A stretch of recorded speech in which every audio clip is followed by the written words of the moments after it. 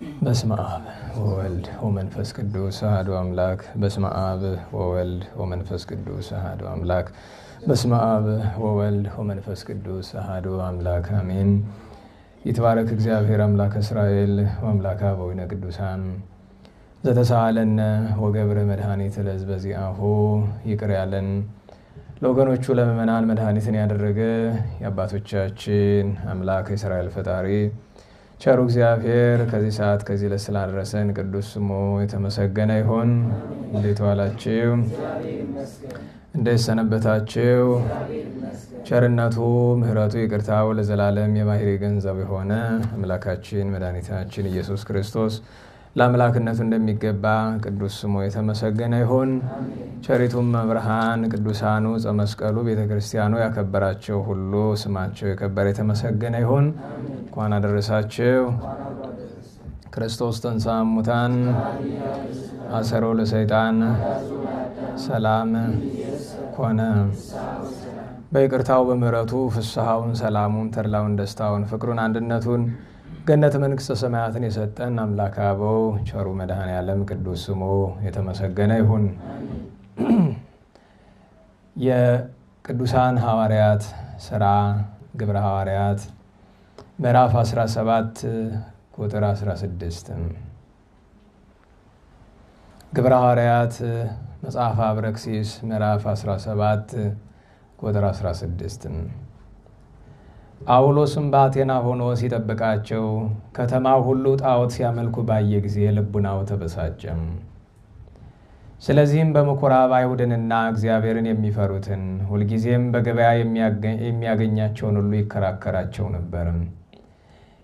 የኤፌቆሮስን ትምህርት ከተማሩ ፈላስፋዎች መካከልና ረዋቅያውያን ከሚባሉት ወገን የሆኑ ሌሎች ፈላስፎችም የተከራከሩት ነበሩ። እኩሌቶችም ይህ ለፍላፊ ምን ሊናገር ይፈልጋል ይሉ ነበር።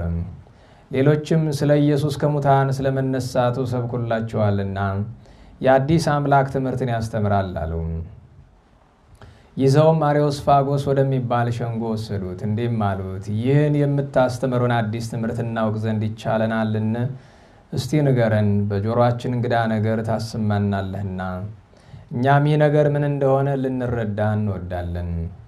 የአቴና ሰዎችና በዚያም የነበሩ እንግዶች ሁሉ አዲስ ነገርን ከመናገርና ከመስማት በቀር ሌላ ሐሳብ አልነበራቸውም። ጳውሎስም በአርዮስፋጎስ ውስጥ ቆሞ እንዲህ አላቸው፣ እናንተ የአቴና ሰዎች በሥራችሁ ሁሉ አማልክትን ማምለክ እንደምታበዙ አያችኋለሁ። በዚህም ሰዓት ለማይታወቅ አምላክ የሚል ጽሕፈት ያለበትን የምታመልኩበትን መሠዊያችሁን አየሁ። እነሆ ይህን ሳታውቁ የምታመልኩትን እገልጽላችኋለሁ። ዓለሙንና በእርሱም ያለውን ሁሉ የፈጠረ አምላክ እርሱ የሰማይና የምድር ጌታ ነውና እጅ በሠራው መቅደስ አይኖርም። እርሱ ሕይወትንና እስትንፋስን ሌላውንም ነገር ሁሉ ለሁሉ ይሰጣልና እንደ ችግረኛ የሰው እጅ አያገለግለውም። እርሱ በምድሩ ላይ ይኖሩ ዘንድ ሰዎቹን ሁሉ ከአንድ ሰው ፈጠረም። ይኖሩባትም ዘንድ ዘመንንና ቦታን ወስኖ ሠራላቸው። ምናልባት ያገኙት እንደሆነ እግዚአብሔርን ይፈልጉት ዘንድ፣ ነገር ግን ከሁላችን የራቀ አይደለም። እኛ በእርሱ ሕይወት እንገኛለን፣ በእርሱም እንንቀሳቀሳለን፣ በእርሱም ጸንተን እንኖራለን። ከመካከላችሁም እኛ ዘመዶቹ ነን የሚሉ ፈላስፎች አሉ።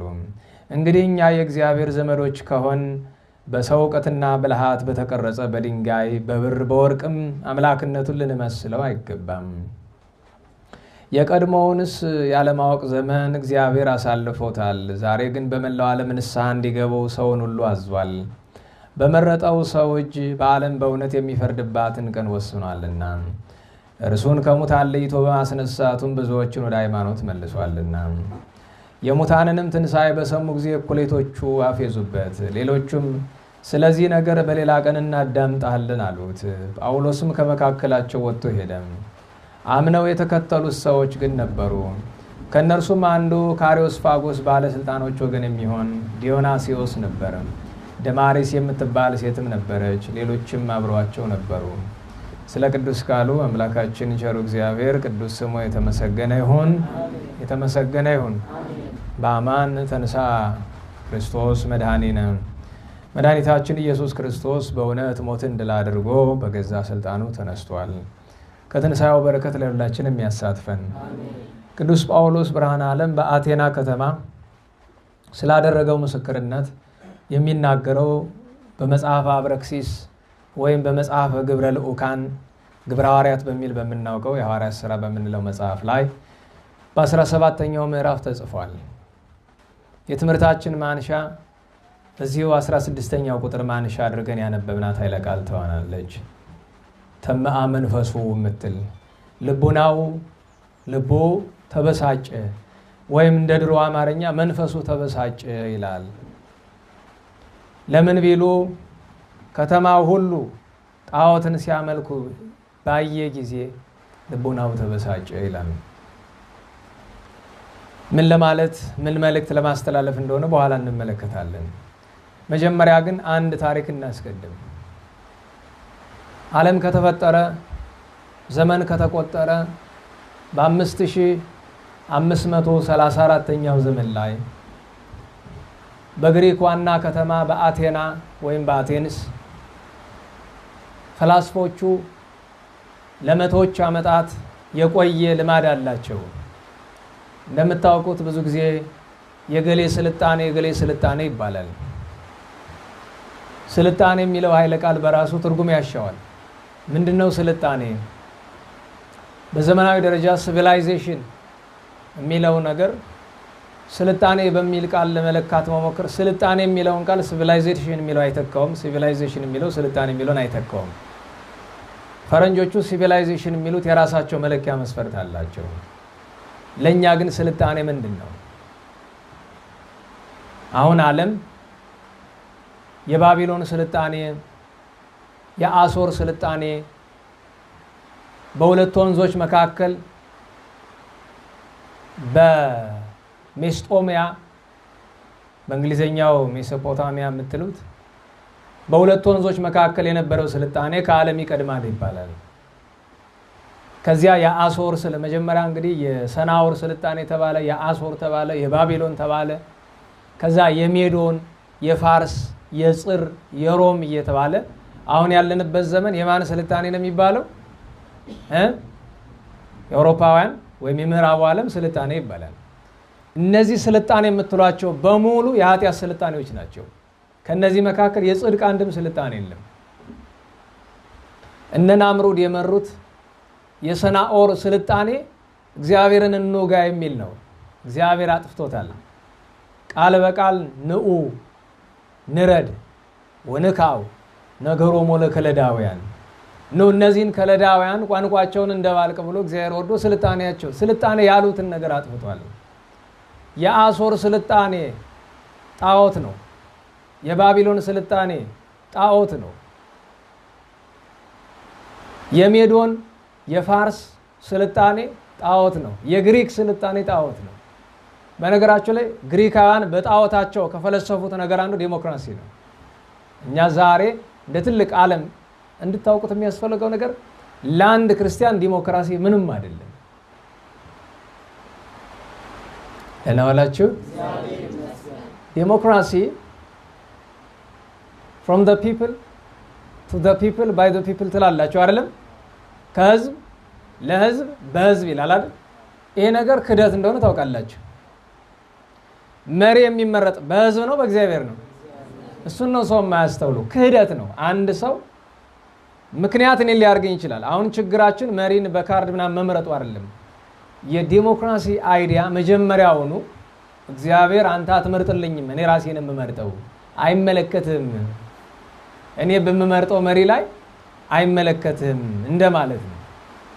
ልክ ጃፓን የሰራችው ሮቦት ሰሪውን ሳይንቲስት ስለኔ አይመለከትም እንደሚለው አይነት ይመስላል። ሌላው አይችልም። ለምን? ሲስተሙ ያለ ሳይንቲስቱ እጅ ላይ ነው አይደለም? ከፈለገ ኦፍ ያደርገዋል፣ ከጥቅም ውጭ ያደርገዋል። ሸክላ ሰሪዋን ስለኔ አያገባሽም ሊላት አይችልም። ዲሞክራሲን አመጡት የሚባልላቸው ግሪካውያን ስልጣኔያቸው የጀመረበት ዘመን ያከራክራል። ከክርስቶስ ልደት ስንት መቶ ዓመት በፊት ነው የሚለው። በአብዛኛው ግን 5-6 ይባላል። ምክንያቱም እነ ሄሮዶትስ የነበሩበት እነ ሆሜር የነበሩበትን ዘመን ስታዩ፣ በኋላ እነ ሶቅራጥስ እነ አሪስቶትል እነ ፕሌቶ የመሳሰሉ ሰዎች እና አፍላጦን እነዚህ ሁሉ የምታያቸው በብሉይ ኪዳን እያሉ እነሱ የፈጠሩት ነገር አሁን ሰዎች የምናስበው ደህና ዋላችሁ እንዴት ዋላችሁ ሳይንስ በተፈጥሮ ከሃይማኖት ጋር አይጣላም የሚል ሰው ካለ ለሳይንስ ሌላ ብያኔ መስጠት አለበት። ገብቷችኋል? ሳይንስን ሳይንስ ብለው የሰየሙት ሰዎች የሰጡት ዴፊኒሽን ከሃይማኖት ጋር ይጣላል። አሁን ብዙ ሰው ሳይንስን ከቤተ ክርስቲያን ጋር ለማስታረቅ በጣም ሲደክም አየዋለሁ። በጣም ሲደክም በአንድ ጎኑ ሳይንሱን በራሱ ሳይንስ ያጠፋቸውን ሰዎች ለመመለስ የሚጠቀሙበት ሰዎች አሉ። በተለይ አሜሪካና አውሮፓ ያሉ በጣም የታወቁ ሳይንቲስቶች አሉ።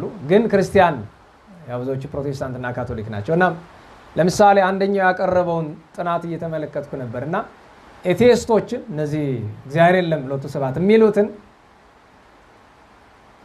ያው እነሱ ዓለም ዝም ብላ ነው የመጣች አይደለም የሚሉት እና በእነሱ ልክ የተማረ ስለሆነ ሊከራከሩት አልቻለም። እና ሁለት ነገር ነው ያቀረበባቸው። አንደኛው ነገር ዓለም ከየት ነው የመጣው ሲባል የሚቀርበው ነገር ከቢግ ባንግ የሚባል ቲዮሪ አለ አይደል? ከታላቁ ፍንዳታ እንዲፈጠር የሚያስፈልጉ ነገሮች አሉ። ቁስ ያስፈልጋል፣ የሚፈነዳው ነገር። እሱን የሚያፈነዳው ኃይል ያስፈልጋል፣ ኢነርጂ ያስፈልጋል፣ ስፔስ ያስፈልጋል አይደለም? ታይም ያስፈልጋል። እነዚህን ነገሮች ማን አመጣቸው? ከመጀመሪያው ይሄን ታላቁ ፍንዳታ የፈጠረው ምንድን ነው? we don't know አይደል? እና ግን we don't know አይሏችሁም። የት የምትል ቃል ይጨምራሉ አይደል? ምን ማለት ነው? እስካሁን ድረስ የት የሚሉበት ምክንያት ኩራት ነው። በነገራችሁ ላይ አንድ ሰው እናንተ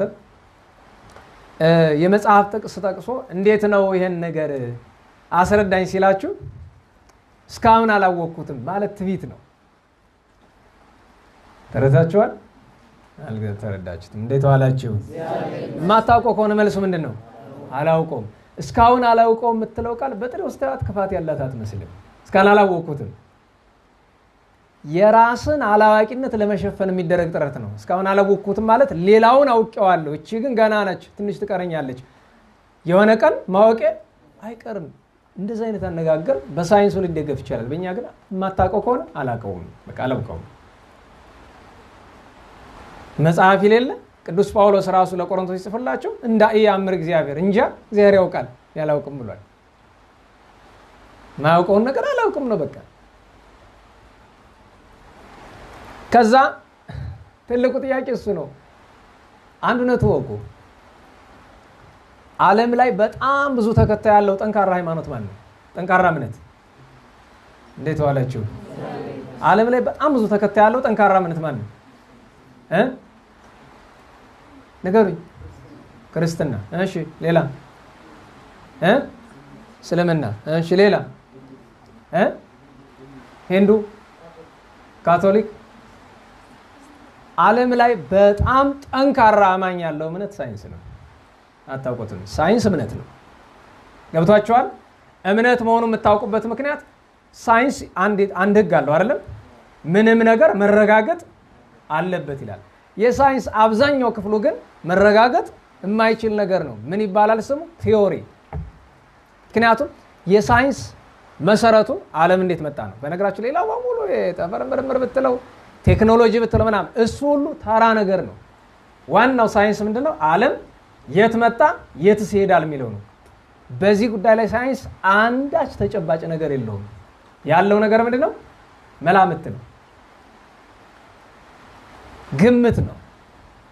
ሁለተኛ ነገር ዝርዝሩን የአስትሮፊዚክስ ተማሪ ስላልሆንኩ ዝርዝሩ ልነግራችሁ አልችልም። ግን በወቅቱ ፕላኔቶች አሉ አይደለም ናቸው።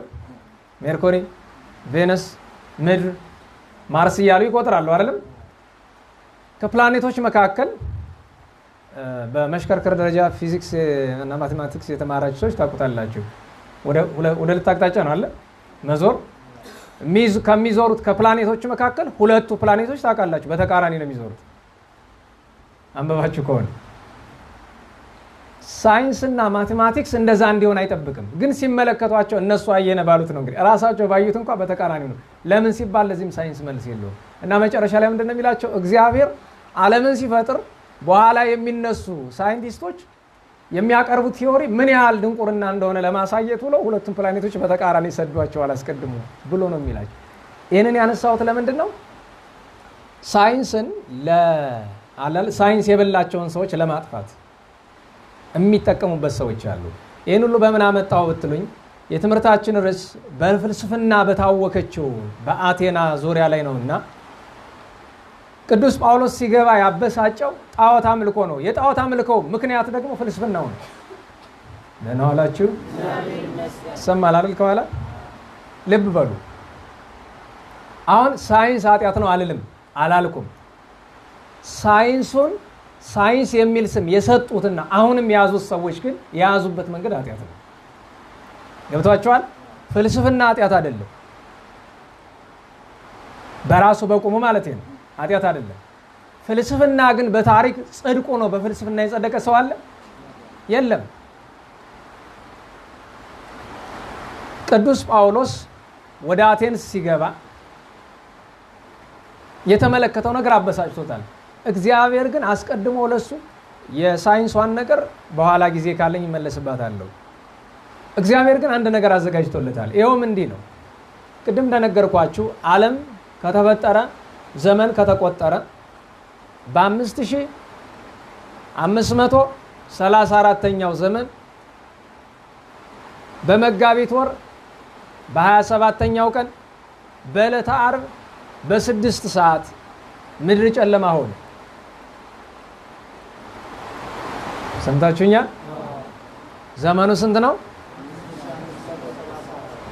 ወሩ ማን ነው? ቀኑ፣ ሰዓቱ፣ ዓለም ምን ሆነ? ጨለማ ሆነ። ይሄ ነገር የተፈጠረበት ምክንያት ክርስቲያኖች ስለሆነ እናውቃለን። ጌታችን የተሰቀለበት ሰዓት ነው አይደለም? ዓለም ሲጨልምና ሰማይ ምድር ሲናወጥ ቅድም አይታችሁት ከሆነ በዚህ ግብረ ሐዋርያት ምዕራፍ 17 ቁጥር 21 ላይ የአቴና ሰዎችና በዚያ የነበሩ እንግዶች ሁሉ አዲስ ነገርን ከመናገርና ከመስማት በቀር ሌላ ሐሳብ አልነበራቸውም ይላል። ገብታችኋል?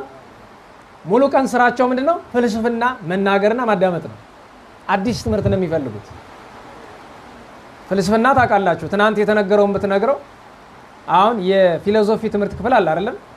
በተለይ አዲስ አበባ ዩኒቨርሲቲ የፊሎሶፊ አስተማሪው ፍልስፍና አስተማሪው መጀመሪያ የሚያስተምራቸው የፍልስፍናን ምንነት ዴፊኒሽኑን እና ታሪኩን ነው አይደለም? አንድ ሰው ፍልስፍና ተምሮ ስለወጣ ፈላስፋ አይደለም። ደህና ዋላችሁ? አንድ ሰው ኢንጂነሪንግ ተምሮ ስለወጣ ኢንጂነር አይደለም። አሁን በጣም እኛ ሀገር ላይ ትልቁ ችግር እሱ ነው። ሕክምና ተምሮ ስለወጣ ዶክተር አይደለም ወይም ሐኪም አይደለም።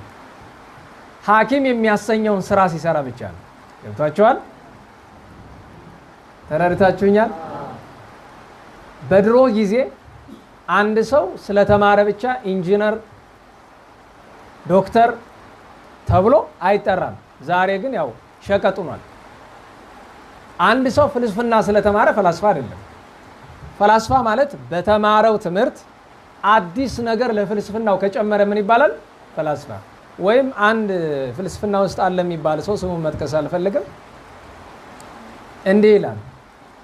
ፍልስፍና በተፈጥሮ የሁሉ ሰው ንብረት ነው። ማንኛውም ሰው ለራሱ ፈላስፋ ነው። ፈላስፋ የሚባል ስም የሚሰጣቸው ግን ለዚህ ዓለም ወይም ለተቀመጠው ዕውቀት ወይም እይታ አዲስ ነገር መጨመር ከቻሉ ነው። ለምሳሌ አሪስቶትል የሱ የሆኑ ከሱ በፊት ያልታዩ እይታዎችን አምጥቶ ነው አይደል ፈላስፋ የተባለው። ፕሌቶን በዛ ምክንያት ነው። በኋላ የተነሱት ጀርመናዊ ካንትንም ጨምሮ ሌሎችም ኢማኑኤል ካንትም ሌሎችም ፈላስፎች የተባሉት አዲስ እይታ አምጥተው ነው ሰዎችን ባላየነው መንገድ እንድናይ። አንዳንዴ ገጣሚዎች ፈላስፎች ይባላሉ። ፍልስፍናቸውን በግጥም ይገልጡ አሉ። ለምሳሌ ባለቅኔ ሰዎች አሁን እንዲህ አንዳንድ ደህና ዋላችሁ ድክም አላችሁ አይደል? እኔም እንዲህ ያለ ነገር ባላነሳ መርጥ ነበረ፣ ግን ትንሽ መነሻ የምትሆን ነገር ልስጣችሁ ብዬ ነው። ተረድታችሁኛል? አሁን ለምሳሌ ቅኔ ለተማሩ ባለፈው የሰጠዋቸው ቅኔ እሳቸው እኔ ልረዳው አልቻልኩም።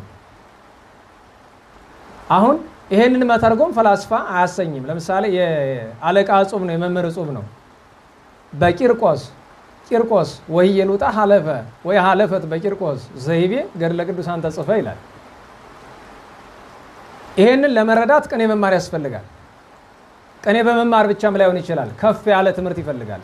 እሳቸው እስኪተረጉሙልኝ ድረስ እኔ ልረዳው አልቻልኩም። ይሄንን የጻፉት ሰው ግን ለየት ባለ መንገድ አሁን ሐሳቡ ሲተረጉሙልኝ የማውቀው ነገር ነው።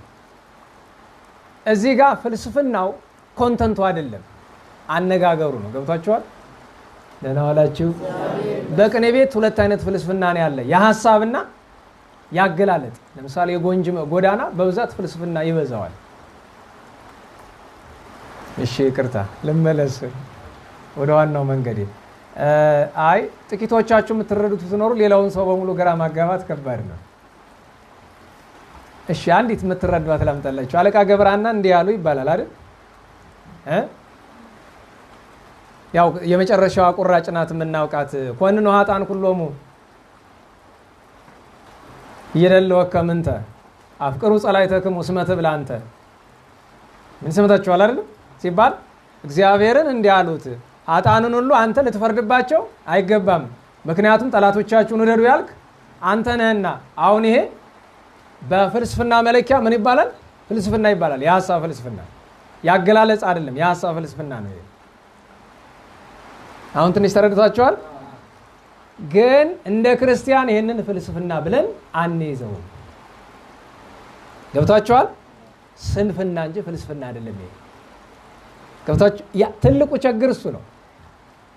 ቅዱስ ጳውሎስ ነግሮን የለ የዚህን ዓለም ጥበብ እግዚአብሔር እንደ ድንቁርና ነው የሚያየው። በጣም ተራ የተናቀ ነገር ነው። ሰዎች በጣም ተራቀቀን ብለው አዳምን ሲፈጥረው እግዚአብሔር እንደሚስት ያውቃል አይደል? ንገሩኝ። ያውቃል። እያወቀ እንደሚሳሳት እያወቀ ከፈጠረው የተሳሳተ አዳም ሳይሆን ሎቱ ሰብሐት ማን ነው? እግዚአብሔር ነው ብሎ አሉ ይባላል። አሁን እቺን ነገር ማን እንደጀመራት አይታወቅም፣ ግን ጳውሎስ ኘኞና ባሉ ግርማ ተናግረዋታል። አሁን የፍልስፍና አይደለም ድንቁርና ነው። እንዴት ዋላችሁ? እግዚአብሔር አዳምን ሲፈጥረው እንደሚሳሳት ብቻ አይደለም የሚያውቀው፣ እንደሚያድነው ያውቃል። ሲያድነው የበለጠ አዳም ከመሳቱ በፊት ከነበረው ክብሩና አሁን ካለው ክብሩ የትኛው ይበልጣል? አሁን ያለው ክብር ይበልጣል። በዛ ላይ ሃይማኖትን አልኩ አንድ ነገር ተመልከቱ፣ አንድ እውነት ወቁ። ሰው ላይ ከመፍረዳችሁ በፊት ያ ሰው ካለበት ጫማ ቆሙ መጀመሪያ።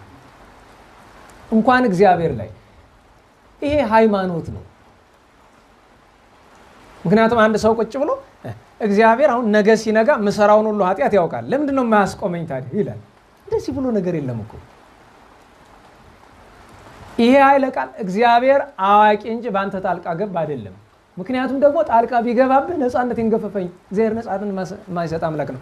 አሁን ታይሰን ደግራስ የሚባል የአስትሮፊዚሲስት አለ ዓለም ላይ በጣም የዚህ ናሳ አይደለም የሚሰራ ግን አለ አይደል ይሄ የዚህ ኤቴይስቶች እግዚአብሔር የለም የሚሉት ሎቱ ስብሐት የዚህ የጠፈር ምርምር ሰዎች ቃል አቀባያቸው እሱ ነው ታይሰን ደግራስ የሚባለው ሰው። እና በጣም ደጋግሞ የሚናገራት ከፍተኛ ደንቆርነቱን የምታሳይ ኃይለ ቃል አለች። በጣም ምን ያህል እኔ አንዳንዴ በጣም አዝናለሁ። ሳይንስ በዛ ደረጃ ለነገሩ በጣም ማዝነው። አንድ ሰው ፕሮፌሰር የሚባለው በአንዲት ነጠላ እውቀት ነው። ገብታችኋል? ግን እንደ ትልቅ አዋቂ ይወሰዳል። አንድ የሕክምና ፕሮፌሰር ለምሳሌ በሕክምና ፕሮፌሰር የሆነ ሰው በውስጥ ደዌ ከሆነ ይሄ ሰው ማለት ነው የአጥንት ጉዳይ ላይ ይሄ ሰው ሌላ ሰው ሄዶ ማማከር አለበት። የጥርስ ጉዳይ ላይ ሌላ ሰው ሄዶ መለመን አለበት። የአይን ጉዳይ ላይ ሄዶ መለመን አለበት። የሚያውቀው ነገር የለም ስለዛ። ወይ እኛ የምናውቀውን ያክል ነው ሊያውቅ የሚችለው። ሰብ ስፔሻሊስት የሚባለው በአንዲት ነጠላ ነገር ነው። ሙያውን ለማቃለል አይደለም። ግን እንደ ትልቅ አዋቂ በዛ ዘርፍ አዎ ትልቅ አዋቂ ነው። በሌላው ዘርፍ ግን አላዋቂ ነው። የመታወቅ አለበት። እና ይህ ሰው ምን አለ? ስለ እግዚአብሔር የሚነገሩ ነገሮችን አልቀበልም፣ ከሁለቱ አንዱን ምረጡልኝ። እግዚአብሔር ሁሉን ቻይና ፍጹም ቸር ነው የሚለውን አልቀበልም ይላል እሱ። ለምን ሲባል እንደ አብነት የሚጠቅሰው ዓለም ላይ በተፈጥሮ ዑደት የሚፈጠሩ እሳተ ገሞራ ምናምን አደጋዎች አሉ አይደል?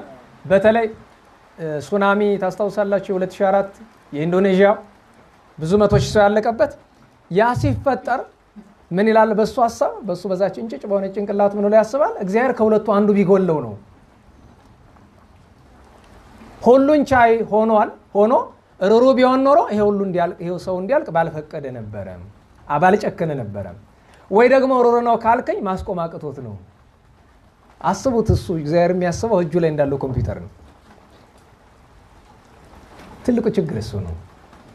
እንዲያውም አንድ ዘመነኛ የሳይንስ ሰው ሃይማኖቱን ወክሎ ሲከራከር የተናገረው ነገር አለ። እግዚአብሔርን አሳዩኝ ማለት እንየው እንዳሰው ለሚል ሰዎች እግዚአብሔር ስፔስ አለ አይደል? ታይም አለ አይደል? ማተር አለ አይደል? ዓለም ማለት እነዚህ ሶስቱ ነገሮች ናቸው አይደል? ከነዚህ ውስጥ ከሆነ እግዚአብሔር አይደለም። ለምሳሌ ኮምፒውተርን የሰራው ማን ነው? ሰው ነው አይደል? እንዴት ዋላችሁ? ኮምፒውተርን የሰራው ሰው ነው አይደለም? ሲስተሙ ሰውየው አለ? ከየት ነው ያለው? ከውጭ ነው ያለው። ገብታችኋል? ኮምፒውተር ውስጥ ከሆነ ሊሰራው ሊፈጥረው አይችልም። እና የሰውዬ አስበው፣ ልብ በሉ፣ እንዲያው ትንሽ አእምሮ ቢኖረው ዓለም እንዲህ ተዛብታ በሱናሚ እንድትሰቃይ ያደረገ እግዚአብሔር ነው ወይስ እኛ ነን? የአየር ሁኔታ ለውጥ አይደል ችግር የፈጠረው? ይሄን ሁሉ ያደረገችው እሱ የሚኖርባት ባለጌዋ አሜሪካ አይደለችም? ባለጌነቷ በሰዎቿ ምክንያት ነው፣ ምድሪቷ አይደለችም። ገብታችኋል? እነሱ የዓለምን ተፈጥሮ አዛብተው እንዴ ለውን ተውት። እንደው ትንሽ አእምሮ ቢኖር ይሄ ችግር የመጣ የአየር ሁኔታ ለውጥ ነው ይሄን ሁሉ ችግር የሚያመጣው አይደለም? አየሩ እንዲበላሽ ያደረገው ወይም የስነ ተፈጥሮ ጠባይን ማን ነው? እኛ ነን ብሎ ትንሽ ህሊና ያለው ሰው ተመራመረ ከተባለ የመጀመሪያ ፈላስፎች የሚናገሩት ነገር አለ አይደል? ለውድቀትህ ማንንም ተጠያቂ አታድርግ። እቺ የፈላስፎች በጣም ግሩም ንግግር ናት። ደህና ዋላችሁ? መንገድ ሴት አንድ ሰው ጠልፎ ጣለ አይደለም? ለመውደቅ ምክንያቱ ሰውየው አይደለም። እንደምትጠለፈው ከመጠንቀቅ ያንተ ፋንታ ነው። ገብቷል? ሰውየው ጥፋት ሊኖርበት ይችላል። ዋናው ተጠያቂ ማን ነው? አንተ ራስህ ነህ። ለምሳሌ አንዲት መልክ ያላት ሴት ታይና አሳሳተችኝ ትላለህ። አዳም ሔዋንን አሳሳተችኝ ይላል። አስበው፣ አይንህን እኮ ነው መቆጣጠር ያለብህ እኮ አንተ ነህ። እንዴት ዋላችሁ? ራቁቷን ትሆን ይሆናል። ስህተት ነው አይደል? ራቁቷን መሆኗ ትኳኳላለች፣ ትቀባባለች ምናምን፣ በቃ ያው የጋኔል ማደሪያ ለመሆን በጣም ብዙ ጥረት ታደርጋለች። ይሄን ሁሉ ማድረጓ ግን ለአንተ ውድቀት፣ እሷ በሌላ መንገድ ብትጠየቅም ለአንተ ውድቀት ተጠያቂው ግን አንተ ራስህ ብቻ ነህ። ደህና ዋላችሁ?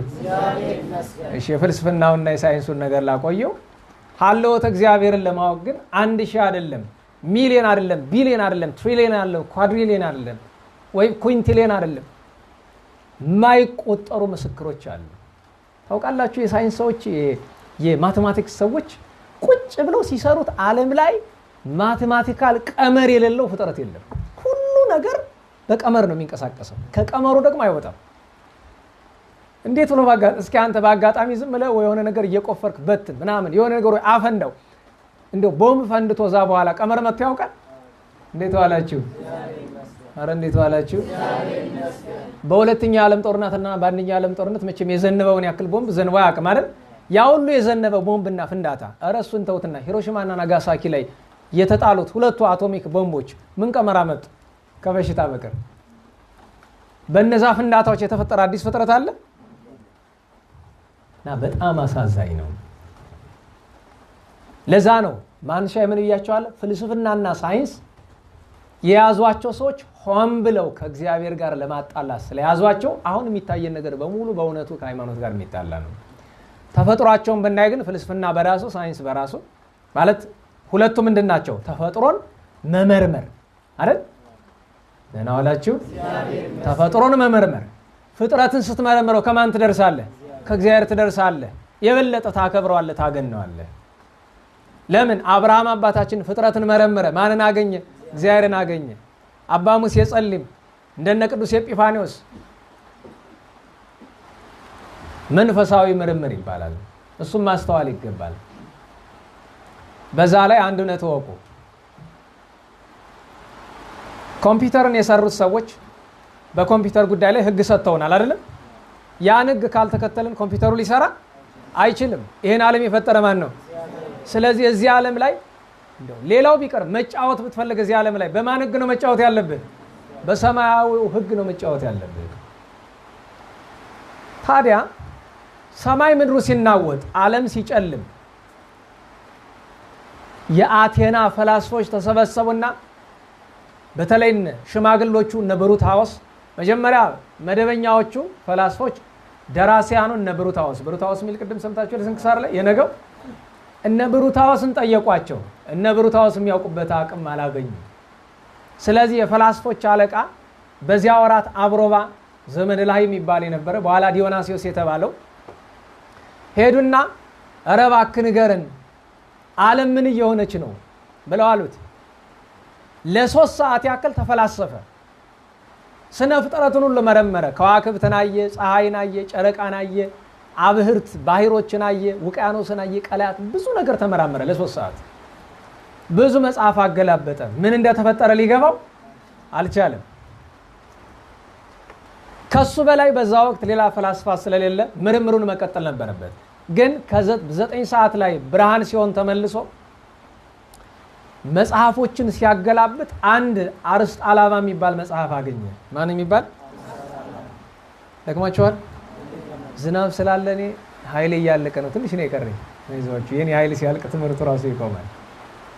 ዝናብ ካለ ለእናንተ እኮ ይሰማችኋል እኮ ቀስ ብዬ ብናገርም፣ ግን ሳይኮሎጂካል ጫና አለው። ዝናብ ወይ የሆነ ድምፅ ዋጋ ከተከፈተ እንትን አለ አይደለም፣ እንደዚህ እንደ ሴንሰር ዘመናዊ ነገር የምታውቀው ናቸው። ሴንሰር በራሱ ጊዜ ድምፅና ላይት በራሱ ጊዜ ሴንሰር ይጨምራል የሆነ ነገር ሲሰማው። እና እኔም ዝናብ ከሰማሁኝ የተፈጥሮ ነገሩ ነው በጣም መጮህ ጀምራለሁ። መቆጣጠር አልቻልኩም መጮህ።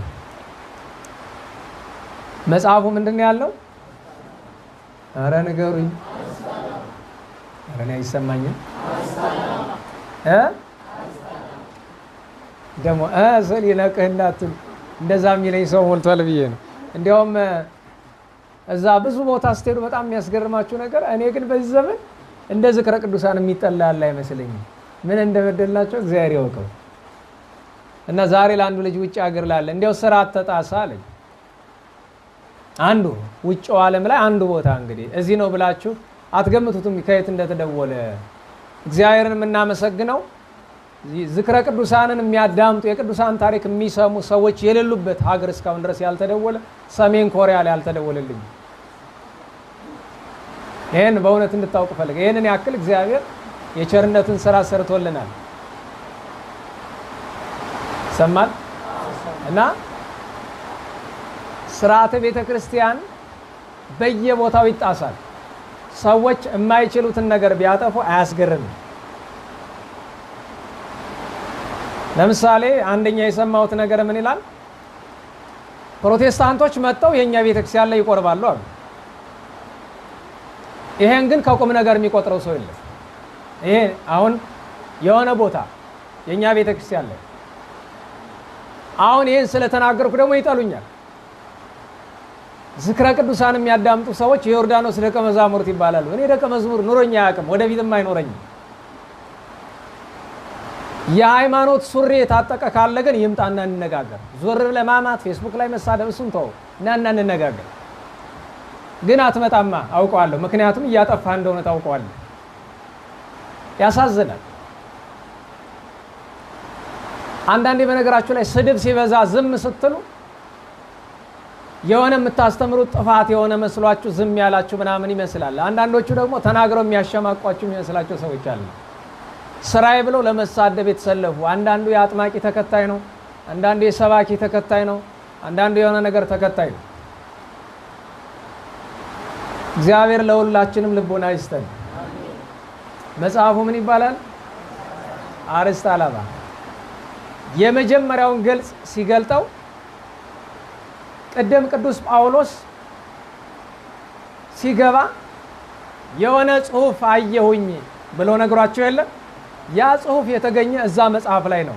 ምን ይላል? እልመክኑን ይላል። ደህና ዋላችሁ።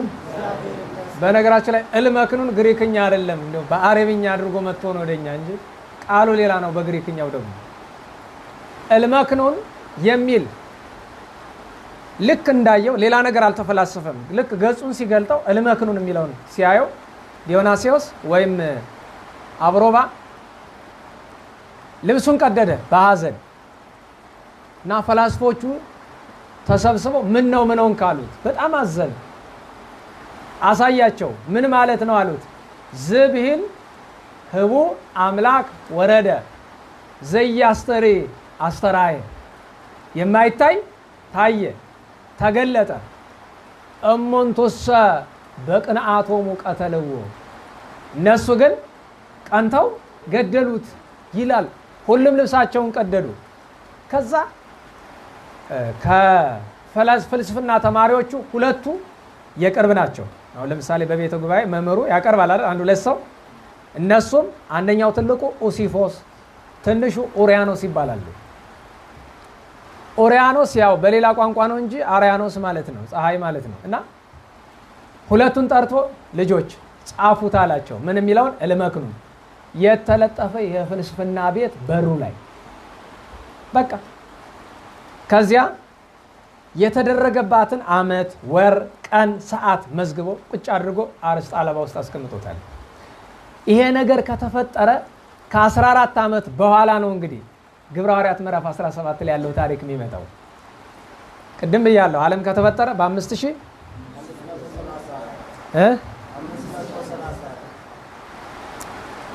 በዚያ ዘመን ነው አይደለም? ቅዱስ ጳውሎስ ያመነ ከጌታ እርገት በስንት አመት ነው? በ8 ስንት አመት ይሆናል? 42 አይደል? አሁን 8 ላይ 14 ለማምጣት ስንት ነው መደመር ያለብን? 6 ገብቷቸዋል? አሁን 34 እና 14 ስንት ነው? እንዴት ዋላችሁ? 34 እና 14 ተናገሩ። 48 ዝናብ ስላለ ጮክ ብሎ አይሰማኝም። 48 አይደለም? ቅዱስ ጳውሎስ አቴንስ የገባ በ48 ዓመተ ምህረት ነው። አሁን የምታዩት ታሪክ በ48 ሲገባ ገና መጀመሪያ ታሪኩን ወደ ኋላ ብትመለከቱት ከአይሁድ ጋር ሲከራከር አገር ለአገር ሲዞር ሲያሳዱት ቆይቶ ከኋላ ትቷቸው የመጡ ቅዱስ ሲላስና ቅዱስ ጢሞቴዎስን ትቷቸው መጥቷል። እነሱን ለመጠበቅ በአቴና ሆኖ ሲጠብቃቸው ነው የሚለው። ከተማው ሁሉ ጣዖት ሲያመልኩ ተመልክቶ በልቡና ምን አለ? ተበሳጨ ይላል።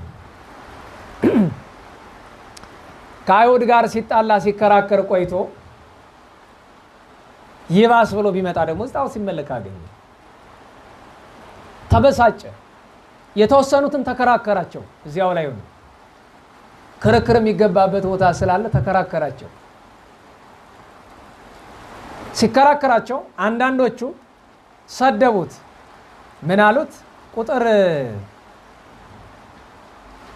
18 ላይ እንዲህ ይላል።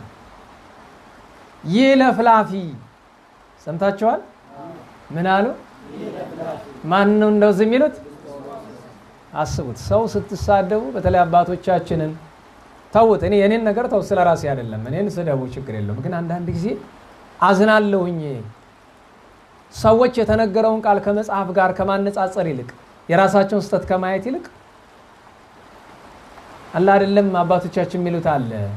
የሰው ልጅ በዚህ ዓለም እንደ ሚዛን የሚጠላው ነገር የለም፣ እንደ ሚዛንና እንደ መስታወት የሚጠላ ነገር የለም ይባላል አይደል? እንደ ሚዛንና እንደ መስታወት የሚጠላ ነው። ለምን? ሁለቱም እውነተኛ ማንነታችን ስለሚያጋልጡብን።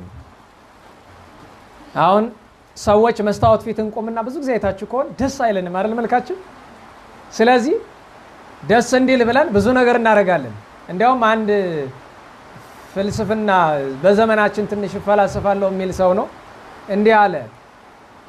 ሴቶች በውሸት አይን፣ በውሸት ከንፈር፣ በውሸት ጉንጭ፣ በውሸት አካል እውነተኛ ባል ይፈልጋሉ። አንዲት ሴት የሌላትን ቅንድብ የሆነ ነገር ቀብታ የሌላትን ከንፈር ከንፈራ ላይ ሌላ ነገር አንዲት ሴት አካሎ ላይ ከመደበኛው ልብስ ውጪ ጨምራ ስትወጣ ይቺ ሰው ምንድነው የምትባለው? ፌክ ናት። ገብቷቸዋል? እሷ ፌኩና ግን የምትፈልገው ምንድነው? ሪል የሆነ እውነተኛ ባል ትፈልጋለች አይደል? የእውነት ወንድ ትፈልጋለች። አሁን የተገባ ነገር ደግ አድርጓል እኔ የተናገረው ሰው በእውነት። እና ወንድሜ ሚዛንህንና መስታወትህን አትጥላው። ሚዛንህና መስታወትህ ደግሞ የእግዚአብሔር ቃል ነው። የእግዚአብሔር ቃል ደግሞ የንጉሱ ቃል ነውና መጨመር የለም መቀነስ የለም፣ ያችኑ ነው አይደለም? ደህና ዋላችሁ። ያችኑ ናት የምትቀመጠው። የአበው ስርዓት የእግዚአብሔር ስርዓት አይጨመርበትም አይቀነስበትም። ትምህርት ቢያስተምራቸው ምን አሉት? ይለፍላፊ አሉት። በግዕዙ ምን ይላል? ዘራኤ ነቢብ ይላል። ወሬ የሚዘራ ተታቸዋል። ወሬ የሚዘራ ዘራኤ ነቢብ ለፍላፊ ብለው አሉት። ክብር ምስጋና እግዚአብሔር ባከበረው መጠን ለቅዱስ ጳውሎስ ይሁን። የዘላለም ሕይወት እንዲያገኙ ቢገስጻቸው ለፍላፊ ብለው ሰደቡት።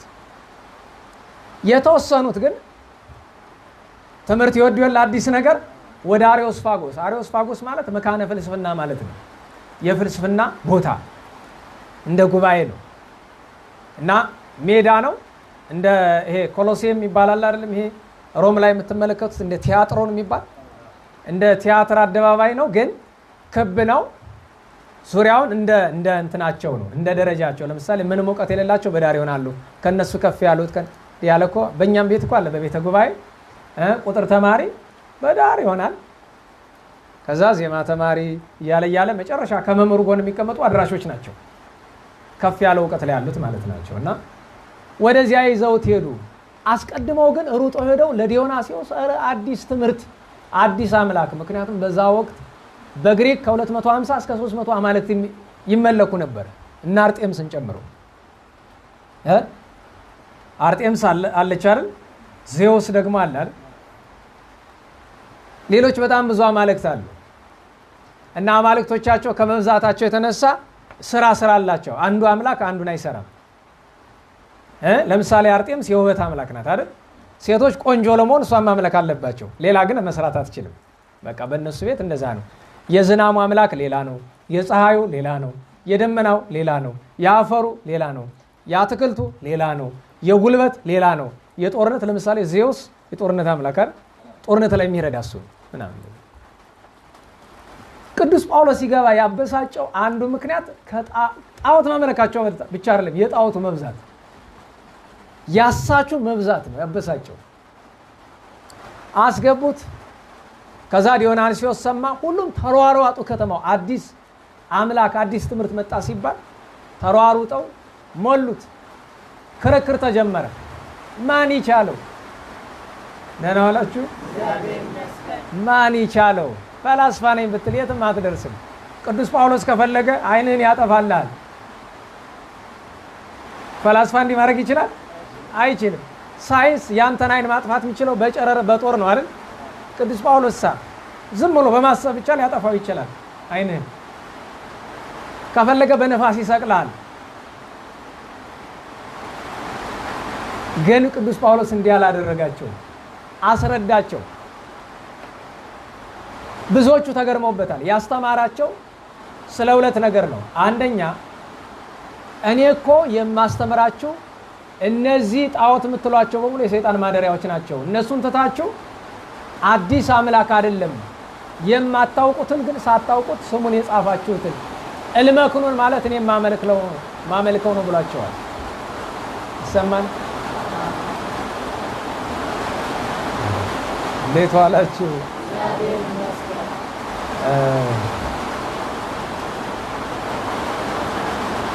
እንግዲህ ያስቀረው ለከላይ ነው የሚመጣው።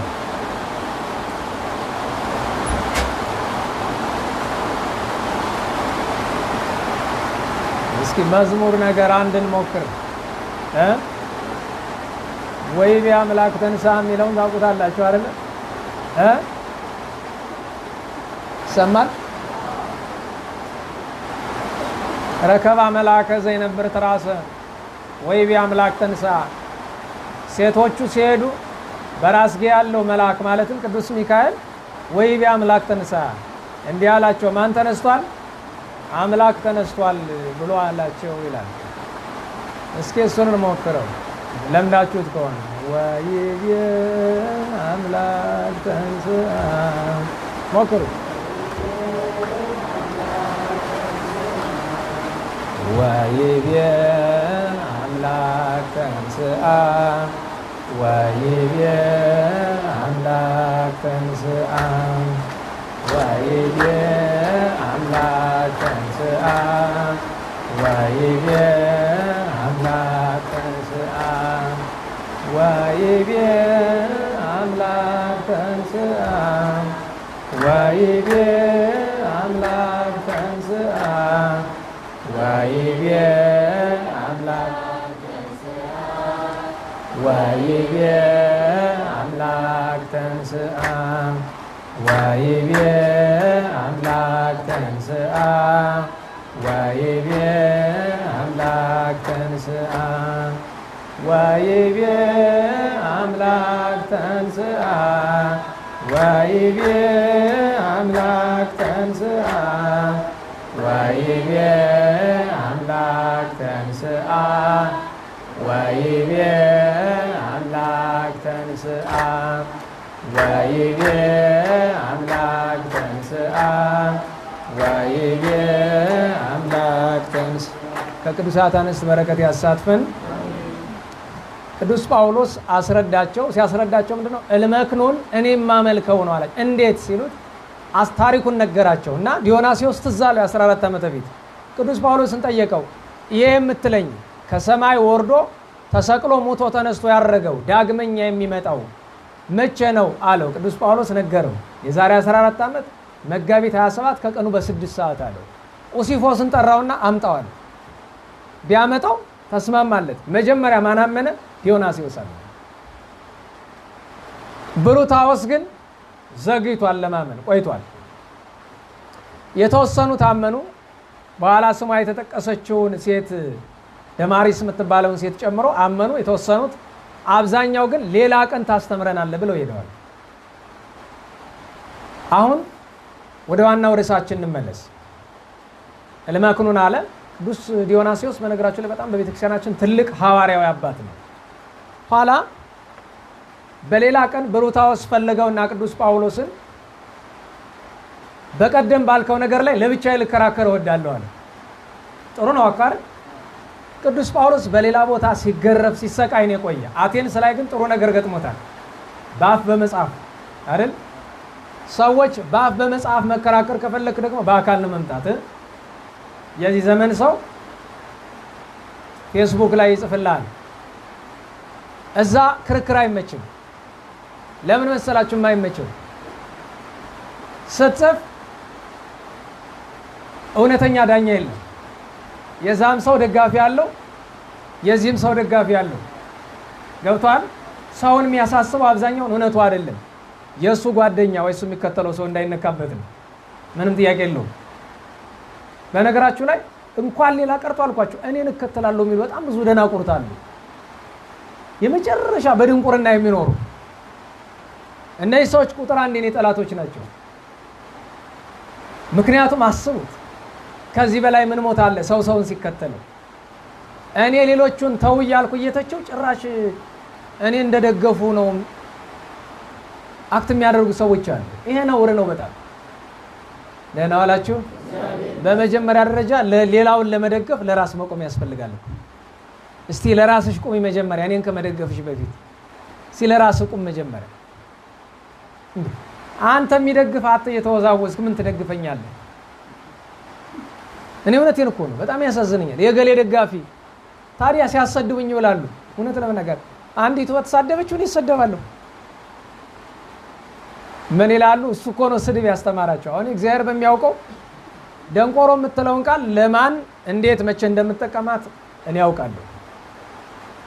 የምኖረው ከሊቃውንት ጋር ነው። የምኖረው እግዚአብሔርን ከሚያናግረው አበው ጋር ነው። በግልጽ ማንነጋገር እንኳን እንዲህ ያለ ከባድ ነገር ጥቃቅን ስተቶችን አያልፉኝም። ጉሮሮዬን ነው የሚያንቁኝ።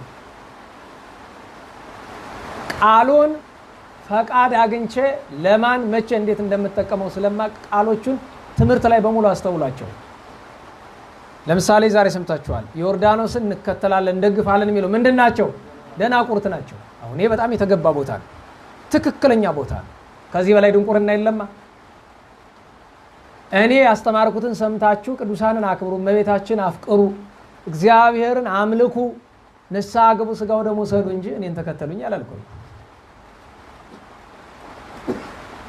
ከነዚህ ሰዎች ለአንዱም ሰው መልስ እንደማልሰጠው ታውቃላችሁ። ጥያቄ ቢኖራቸው ለማናቸውም አልመልስም። እንደው የሚሰድበኝ ሰው ቢጠይቀኝ መልስለታለሁ፣ ይሻለኛል እሱ። በነገራችሁ ላይ አንድ ግብፃዊ ጻድቅ የተናገሩት አሉ። ከሚያመሰግን ሰው ጋር አተዋል፣ ከሚሰድብ ሰው ጋር ዋል። ይጠቅማል ይላሉ። ሰዳቢ ይጠቅማል፣ እሱ ይጎዳል። ባይሆን ችግሩን የሚያሳዝን ያ ሰው ይጎዳል። እንከራከር ለብቻችን አለ የሆነ ብሩት ሃውስ ቁጭ ብለው ተከራከሩ። በምን ይቻለው ያ ሽማግሌ የፈላስፋ ብሩት ሃውስ ቅዱስ ጳውሎስን በምን ይቻለው? እንግዲህ ያ ዘመን 48 ዘመን ማለት ቅዱስ ጳውሎስ የተወለደ በ5 ዓመተ ምህረት ነው ይባላል። ደህና ዋላችሁ። በ5 ዓመተ ምህረት ነው ይባላል። 48 ላይ 5 ቀንሱበት 43 ዓመቱ ነው አይደል? ብሩት ሃውስ ግን ሽማግሌ ነው፣ ትልቅ ሰው ነው። በምን ይቻለው? ተረታ። ከዛ ቅዱስ ጳውሎስ አስተማረው። ቅዱስ ጳውሎስ ለማስተማር ከመውጣቱ በፊት ማንን መደብለት? ዲዮናስዮስ በዛ ጊዜ ሊቁ ነው ነበረ። ዲዮናስዮስ ደግሞ በደንብ አድርጎ አስተማረው። ከዚያ ተምሮ ቅዱስ ብሩት ሃውስ ምን ተሾመ? ቅስና፣ ቄስ ሆነ። ከዛ ስብከተ ወንጌል ጀመረ። የብሩት ሃውስን እናቆየና ወደ ቅዱስ ጳውሎስ እንመለስ። አሁን ርዕሳችን በልቡናው ተበሳጨ ነው። አሁን ጣዖት ሲያመልኩ አይቶ በልቡናው ተበሳጨ የሚለው ታዲያ ለእኛ ምን ልትነግረን ነው ከተባለ ደጋግሜ ተናግሬያለሁ። እውነት ለመናገር እናንተ የምታደምጡት ይሰላቻችሁ እንደሆነ አላውቅም። እኔ ግን አንዳንድ ነገሮች ላይ በጣም ደጋግሞ መናገር መሰልቸት ሳይሆን አለ አይደለም ትንፋሽ ያጥራል። ደጋግሜ ከመናገር የተነሳ ላይሰሙኝ የሚል ስሜት ያመጣል። እንደዚህ ዘመን በክርስትና ውስጥ በነገራችሁ ላይ በውጭ ያለ ጣዖት እኮ አያስገርምም። ሰዎች ድንጋይ ጠርበው እንጨት ጠርበው ድንጋይ አለዝበው ቢያመልኩ አያስገርምም። የነበረ ነው፣ ያባት ነው፣ ምንም ክፉ ቢሆን። እኛ ግን ስማችን ክርስቲያን፣ ግብራችን ጣዖታውያን ሆነናል። እስኪ ጣዖት የሌለው ክርስቲያን ፈልጉልኝ። እኔ የቸገረኝ ነገር እሱ ነው። ቤተክርስቲያናችን ለምንድን ነው መፍትሄ ያጣቸው? ሀገራችን ለምንድን ነው መፍትሄ ያጣቸው? አስቡት። በዚህ ዘመን ዋና ዋና ጣዖቶቻችን እነዚህ ናቸው። የመጀመሪያው እውቀት፣ የእውቀት ጣዖት። በነገራችሁ ላይ አንደኛው ጣዖት ሳይንሱ ነው። ሁለተኛው ጣዖት ራሱ ብሉይ ሐዲሱን ጣዖት አድርገነዋል። ብሉይና ሐዲስ ጣዖት ነው አለ ብሎ ደግሞ ሊከሰኝ አደባባይ ይወጣል። እኔ ብሉይና ሐዲስ አይደለም ጣዖት ያልኩኝ። ብሉይና ሐዲስ ማወቁን ጣዖት ያደረገ ሰው አይደል ይዘናል። እንደው ቤተ ጉባኤ ያላችሁ ሰዎች ታዘቡ። በዚህ ዘመን ስነ ምግባርና ህይወት የሚያስተምር ስንት መምህር አለ። ለምሳሌ የእንታን የምንወዳቸው ለምንድን ነው? ሊቀ ሊቃውንት የማይኖሩትን ያስተምራሉ? አስተምሩ። አያችሁ፣ ምሳሌ ሆኖ ነው አይደል? ኖረው ያሳያሉ። ለየት የሚሉት ለዛ ነው። አማርኛ በማሳመር አይደለም፣ አይምሰልህ። እኔ የማንንም ስብከት አላዳምጥም። የእንታ ሊቀ ሊቃውንትን እንዳዳምጥ የሚያስገድደኝ ነገር መንፈሰ ረድኤት ስላለባቸው ነው። አውቀዋለሁ፣ ይመታኛል ካዳመጥኩት። እዚህ ፊት ነግራቸዋለሁ። ታስታውሱ ከሆነ የዛሬ 10 ምናምን ዓመት ያስተማሩት ትምህርት አሁንም ጭንቅላቴ ላይ ያቃጭልብኛል መንገድ ላይ ሲሄድ። ለምን ቢባል አንጀታቸው ተልጦ ነው ያስተማሩት። አስታውሰዋለሁ። በጠዋት ገብሬ ጫማ ለብሰው ምናምን መቼም የሰው ነገር መገለጥ ይከብዳል፣ ግን አልባሌ መስለው ይሄዳሉ። አንዳንድ ገዳም ሲሄዱ ብቻቸውን ብሎ ብድግ ብለው ይሄዳሉ። እና መንገድ ላይ ሁለት ነገር ተመልክተዋል። አንደኛ በረንዳ ዳሪዎችን ለካ ያው በጎዳና ስለማያወጡ አይተዋቸው አያውቁም መሰለኝ። መሀል አስፋልት ላይ ቅዝቃዜው ላይ ያለምንም ልብስ በቲሸርት በምናምን ተኝተው አይተዋቸዋል። አልቅሰው አልፎ ሄደዋል። በረንዳ ዳሪዎችን ስታዩ ታለቅሳላችሁ? እንዴት ዋላችሁ? አረ እንዴት ዋላችሁ? እግዚአብሔር ይመስገን። አረ በሞቴ በጣም ነው እየደከመኝ ያለው። እግዚአብሔርን የሚያውቅ ምን እንደሚሰማኝ ቁሜ ትምህርቱን ማቋረጥ ስላልቻልኩ ነው። ምክንያቱም ተቋርጦ ዋናው መልእክት ላይ ሳልደርስ እንዳልቆርጠው ነው እንጂ አብቅቻለሁ። እንዴት ዋላችሁ? እግዚአብሔር ይመስገን። መንገድ ላይ ስትሄዱ በረንዳ የሚያድሩ ወንድም እህቶቻችን አይታችሁ አዝናችኋል? አልቅሳችኋል? ተውትና ሀዘን እንኳን አልተሰማንም አይደል? ከዚህ አለፍ ሲሉ ደግሞ የነቁት የተኙት ተኝተዋል። የነቁት ይሄ ቆሻሻ ገንዳ አለ አይደለም? የአንድ ሰሞን ብርቅ የነበረ በትልቅ በጣም በየመንደሩ ያለ በዛ አካባቢ ማለፍ አይቻልም፣ ግማቱ ማለት ነው። ከዛ ውስጥ ቁጭ ብለው እያነሱ ሲበሉ አይተዋቸዋል የተነሰኑትን። የማይቻቃል ሲያዩ አልቅሰዋል። ሲያስተምሩ ደግሞ እንባቸውን ማቆም አቅቷቸው ነበር ያን ጉዳይ።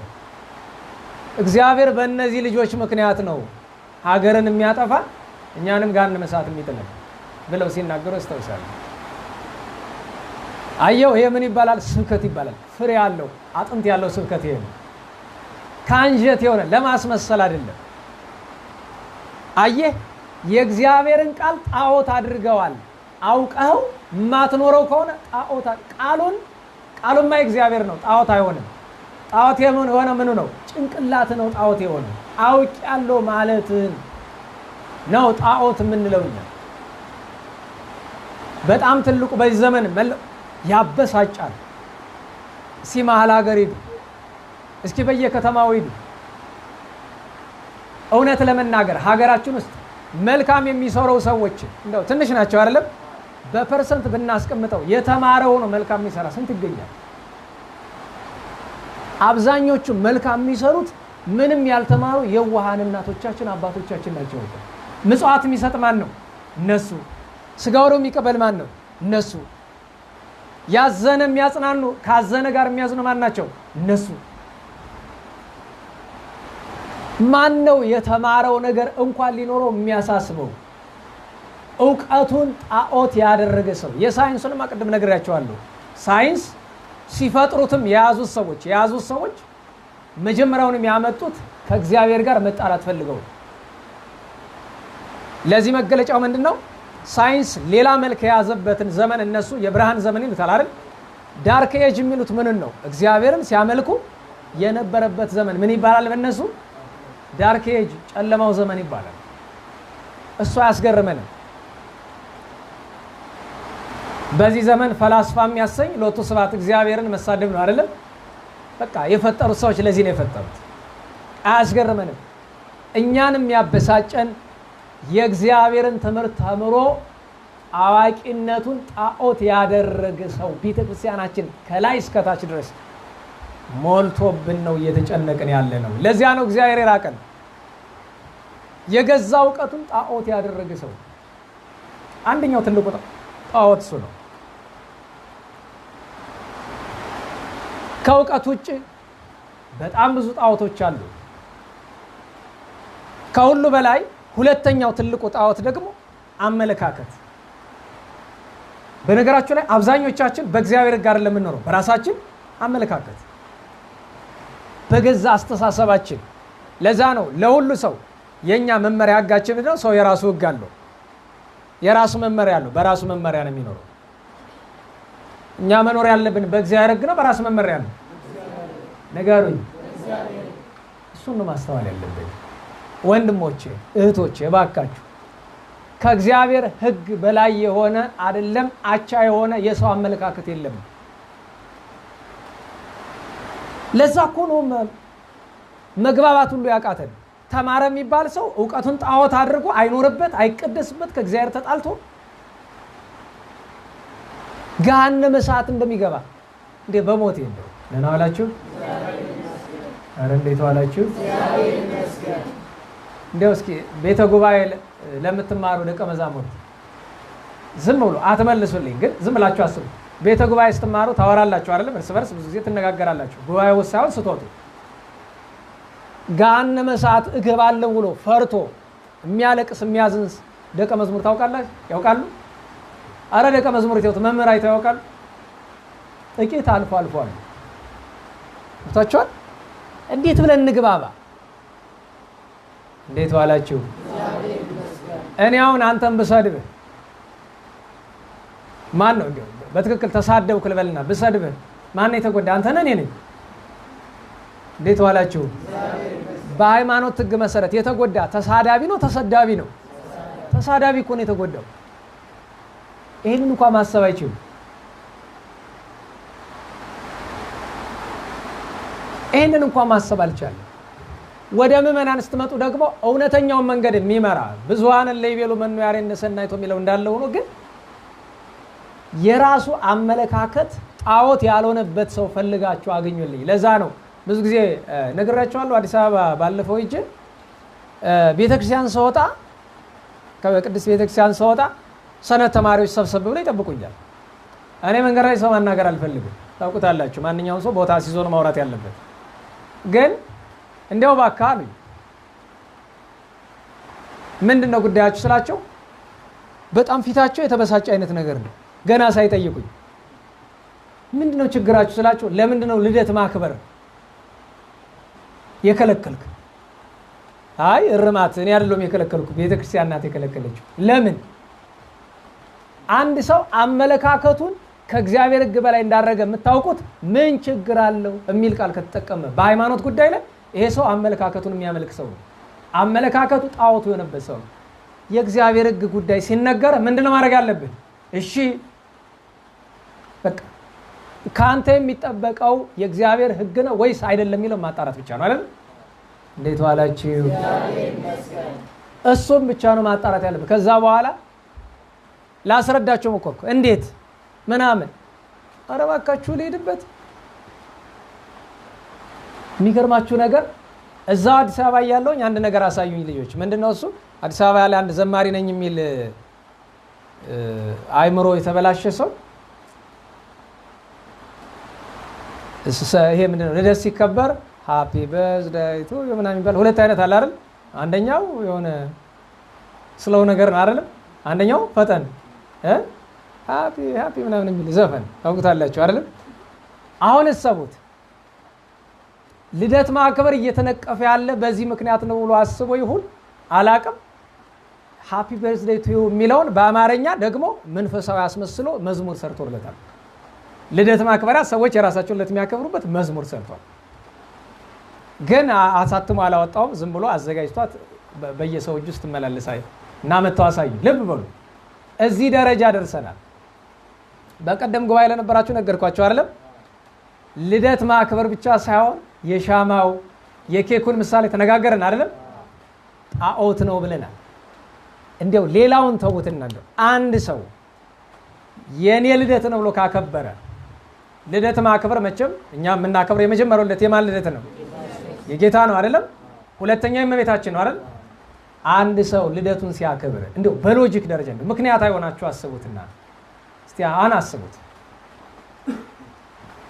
እኔ አረን ማንን ምሳሌ እንደምጠቀም አረን ነው የሰው ሞራል መንካት አልፈልግም፣ ግን ማንን ልጠቀም? ለምሳሌ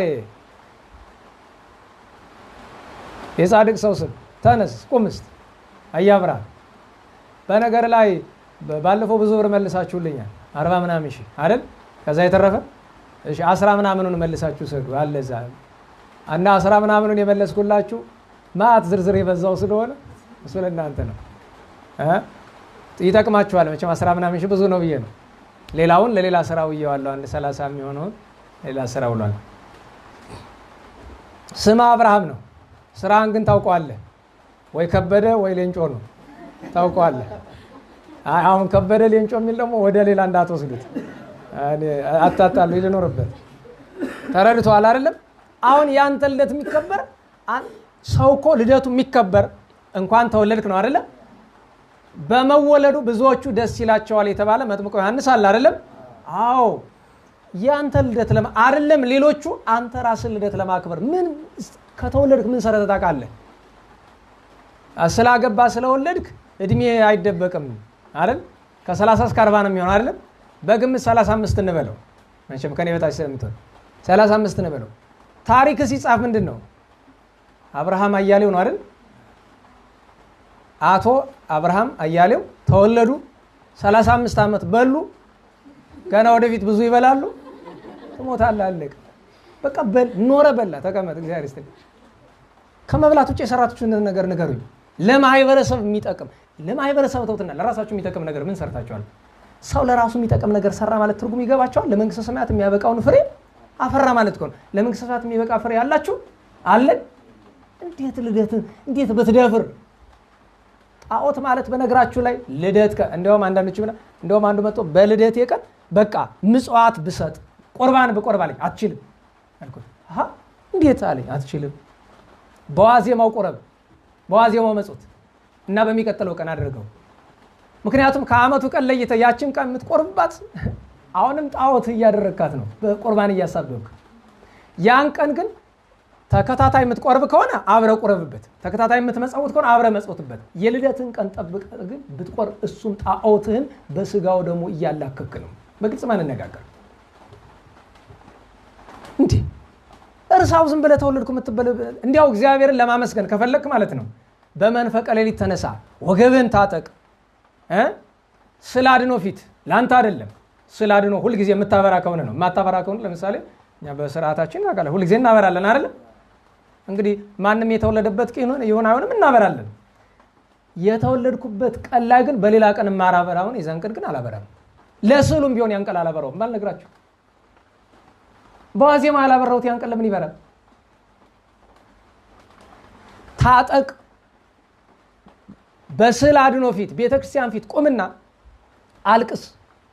በተወለድክበት ቀን አልቅስ እንጂ ሌላ ነገር አታደርግ። ለምን እንደምታለቅስ ታውቀዋለህ? ጌታ ሆይ ስለፈጠርከኝ አመሰግናለሁ በቸርነት፣ ነገር ግን ከፈጠርከኝ አንስቶ አንዲትም ቁም ነገር በፊት መልካም ስራ አልሰራሁምና ማረኝ ብለህ አልቅስ። ልደትህን ከዚህ በላይ ምንም ልታደርግበት አትችልም። ማረኝ ብለህ አልቅስ። ከአባቶቻችን የተማርናት ነገር እች ናት። እኛ ገብቷችኋል? አበው ሲያሳድጉን መምህራን እችን ነገረውን ያች ቀን ስትመጣ ተወለድን የተባልንባት ቀን ስትመጣ በቃ ለቅሶ ነው። ፈጣሪ ሆይ አስቡት እስኪ ድፍን ዓመት በድዬው ያች ስትደርስ ያን ቀን ለራሴ ሻማ ለራሴ ኬክ። ይሄን አይደለም ክርስቲያን ጭንቅላት ያለው ማንኛውም ሰው ያደርገው። እግዚአብሔር ከስተት ይጠብቀን። እና ሰዎች አመለካከታችንን ጣዖት አድርገን ይሄ ምን ችግር አለው ያ ምን ችግር አለው፣ ሌላ በጣም ብዙ ዝርዝር ጣዖት አለ። ሰው መልኩን ጣዖት ያደረገ ቁጥር የለውም። ገንዘቡን ጣዖት ያደረገ ቁጥር የለውም። ገንዘባችን ጣዖት ለማድረጋችን ምንም ማረጋገጫ አያስፈልገውም እኮ። አስራት ሰው አያወጣም አይደለም። አስራት የሚበላ ሰው ገንዘቡ ጣዖት ሆኖበት ነው እኮ። አስራት አውጡ፣ አስራት አትብሉ ባካችሁ። ወላጆቻችን ነገሯቸው፣ አስራት ለቤተ ክርስቲያን ስጡ።